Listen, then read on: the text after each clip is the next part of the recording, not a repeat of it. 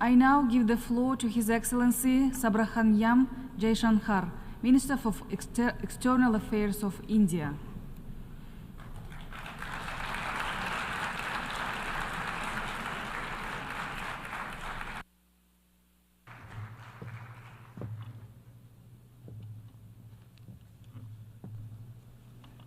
Madam President, Excellencies, distinguished members of the General Assembly, greetings and namaskar from 1.4 billion people of Bharat. I congratulate the President of the General Assembly, His Excellency Mr. Philemon Yang, and strongly support the 79th UN General Assembly's theme of leaving no one behind. Madam President, we are gathered here at a difficult time. The world is yet to recover from the ravages of the COVID pandemic. A war in Ukraine is well into its third year. The conflict in Gaza is acquiring wider ramifications. Across the global south, development plans have gone off rails and SDG targets are receding. But there is more. Unfair trade practices threaten jobs, just as unviable projects raise debt levels. Any connectivity that flouts sovereignty and territorial integrity acquires strategic connotations, especially when it is not a shared endeavor. Technology advancements, which have long been a source of hope, are now equally a factor of anxiety. Climate events occur with greater intensity and frequency. Food security is as worrisome as health security. In truth, the world stands fractious, polarized, and frustrated. Conversations have become difficult, agreements even more so. This is surely not what the founders of the United Nations would have wanted of us. Madam President, almost exactly 8 decades ago, the first steps towards the formation of the UN were taken near here at Dumbarton Oaks. Refined thereafter at the Yalta Conference, they were finally approved in San Francisco. The debates of that era centered around how to ensure world peace, a prerequisite for global prosperity. Today, we find both peace and prosperity equally endangered. And that, Madam President, is because trust has eroded and processes have broken down. Countries have extracted more from the international system than they have put into it, enfeebling it in the process. We see that vividly in every challenge and every crisis. Reforming multilateralism is therefore an imperative. The urgency of this call is highlighted by the theme of this session. Leaving no one behind means advancing peace, ensuring sustainable development, and strengthening human dignity. This cannot be delivered by a UN paralyzed when faced with division, conflict, terrorism, and violence.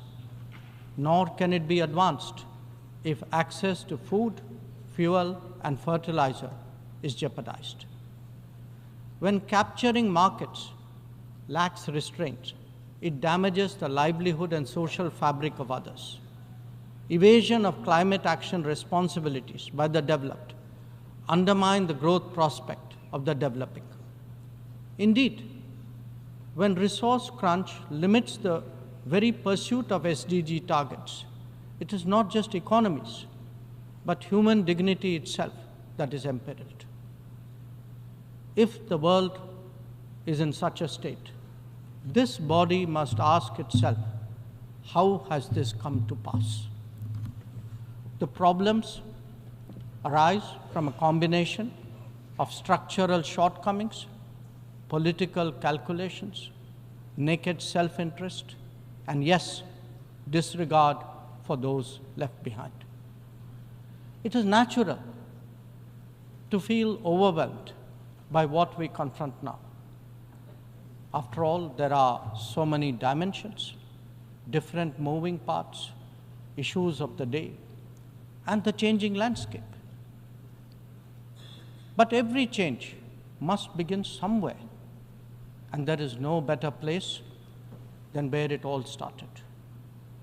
We, the members of the United Nations, must now seriously and purposefully address ourselves to that task. Not because it is a competition for influence or a squabble for positions, but because if we carry on like this, the state of the world is only going to get worse. And that could mean that more of us are going to be left behind. Madam President, as the world contemplates these concerns, India has sought to respond in a variety of ways. First, by focusing on the issues of the vulnerable, women, farmers, and youth, and fashioning targeted policies and initiatives for their betterment. Assured access to piped water, to electricity, to cooking gas, and new homes are changing millions of lives. The gender gap has started to close, be it in health, in education, or in the workplace. Our food producers, thrice a year, get financial support at the click of a button. And a third-term government has made skilling of the youth its key priority. Second, by expanding opportunities for employment and for entrepreneurship, including through stronger training and large-scale financial incentives. 495 mudra loans, 495 million mudra loans have been given to small businesses in the last decade. 67% of them are to women. Equally telling, 6.56 million street vendors have availed of 8.85 million Swanidhi loans. This is just in the last 4 years. 45% of the beneficiaries are again women. Third, by creating templates that are replicable elsewhere. It could be digital delivery or enhancing the quality of governance and public services, as indeed making medicines and health facilities accessible and affordable. A digital public infrastructure and a people's pharmacy are today examples of what India can readily offer to the world. It is also an alternative vision where technology is used to empower, not to dominate. Fourth, by encouraging the Global South to voice its shared concerns and come together. To that end, we have convened 3 Global South summits, the most recent in August of 2024. And fifth, by contributing to the well-being of the global commons and responding to the pressing needs of those in distress. This has ranged from undertaking projects in 78 nations, providing resources to neighbors, and responding to HADR situations, to supplying medicines and ensuring maritime safety and security. Madam President, given the scale of transformation underway in India, each of these dimensions underline that the world's problems can indeed be tackled, and that by working together, we can surely create a larger lifting tide. In these troubled times, it is necessary, Madam President, to provide hope and rekindle optimism. We have to demonstrate that big changes are possible and not over a long period. And nothing is more powerful in this regard than the transformative potential of the digital. We have seen its impact in our daily lives in India over the last decade. It is visible when public benefits from nutritional support and housing to energy and health are delivered efficiently and on a vast scale. Or when small business loans and farmers' support are extended without using intermediaries. In fact, when street vendors and expat workforce confidently use fintech in their regular transactions, when services delivery and benefits move seamlessly and transparently, less people will be left behind. That, Madam President, is India's experience and India's relevance. Such leapfrogging possibilities, coupled with people-centric policies and visionary leadership, can be real game changers. When India lands on the moon, rolls out its own 5G stack, dispatches vaccines worldwide, embraces fintech, or houses so many global capability centers, there is a message here. Our quest for a Viksit Bharat or a developed India will understandably be followed closely. Madam President, an important cause of many getting left behind has been the unfairness of the current globalization model. Over-concentration of production has hollowed out many economies, impacting their employment and social stability. Democratizing global production, building resilient supply chains, ensuring trusted digital services, and espousing an open source culture, all these promote widespread prosperity. There are economic answers, just as there are social ones. Madam President, the UN has always maintained that peace and development go hand in hand. Yet, when challenges to one have emerged, due regard has not been given to the other. Clearly, their economic implications for the weak and vulnerable need to be highlighted. But we must also recognize that conflicts themselves must be resolved. The world cannot be fatalistic about the continuation of violence on a large scale, no more than be impervious to its broader consequences.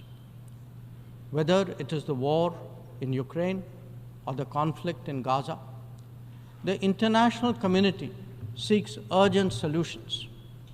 These sentiments must be acknowledged and acted upon. Madam President, the UN is a testimony to the agreed principles and shared objectives of the world order. Respect for international law and commitments are among the foremost in that regard. If we are to ensure global security and stability, then it is essential that those who seek to lead set the right example. Nor can we countenance egregious violations of our basic tenets. Terrorism is antithetical of everything that the world stands for. All its forms of and manifestations must be resolutely opposed. The sanctioning of global terrorists by the United Nations should also not be impeded for political reasons. Madam President, many countries get left behind due to circumstances beyond their control. But some make conscious choices with disastrous consequences. A premier example is our neighbor, Pakistan. Unfortunately, their misdeeds affect others as well, especially the neighborhood. When this polity instills such fanaticism among its people, its GDP can only be measured in terms of radicalization, and its exports in the form of terrorism. Today, we see the ills it sought to visit on others consume its own society. It can't blame the world. This is only karma.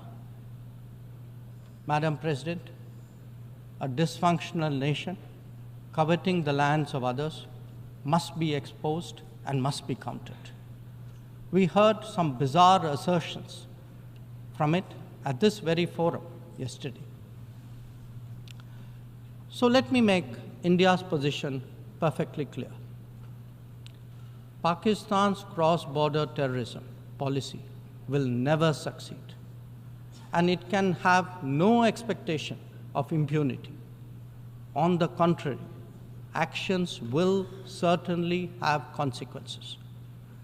The issue to be resolved between us is now only the vacation of illegally occupied Indian territory by Pakistan, and of course, the abandonment of Pakistan's long-standing attachment to terrorism. Madam President, the global order is inherently pluralistic and diverse. The UN began with 51 members. We are now 193. The world has changed profoundly, and so have its concerns and its opportunities. But to address both, and indeed to strengthen the order itself, it is essential that the UN be the central platform for finding common ground. And that it certainly cannot be by remaining anachronistic. Large parts of the world cannot be left behind when it comes to deciding the key issues of our times. An effective and efficient UN, a more representative UN, and a UN fit for purpose in the contemporary era is essential.